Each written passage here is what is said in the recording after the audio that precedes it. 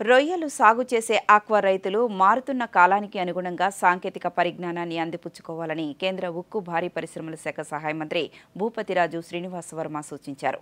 పశ్చిమ గోదావరి జిల్లా భీమవరంలో నిర్వహిస్తున్న ఆక్వా ఎక్స్పో 2025ను కేంద్ర మంత్రి పరిశీలించారు. అనంతరం మంత్రి మీడియాతో మాట్లాడుతూ అమెరికా విధించిన సుంకాల నేపథ్యంలో ఆక్వా రైతులకు తలెత్తిన సమస్యలను పరిష్కరించేందుకు కేంద్ర ప్రభుత్వం కృతనిశ్చయంతో ఉందని తెలిపారు.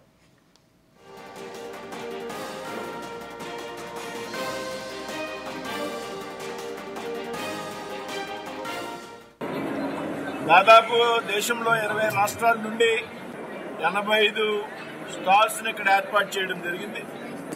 దీనివల్ల రైతులు కానీ షింప్ పరిశ్రమకి సంబంధించి అన్ని విభాగాల వారు ఏదైతే లేటెస్ట్ అప్డేట్స్ ఉన్నాయో ఫీల్డ్ లో కొత్తగా వచ్చినటువంటి ఉత్పత్తులు ఏవైతే ఉన్నాయో ఆ మందులు కానీ ఫీల్డ్ కానీ టెక్నాలజీ కానీ వీటినన్నింటినీ కూడా ఈ ఎగ్జిబిషన్ ద్వారా తెలుసుకునేటువంటి అవకాశం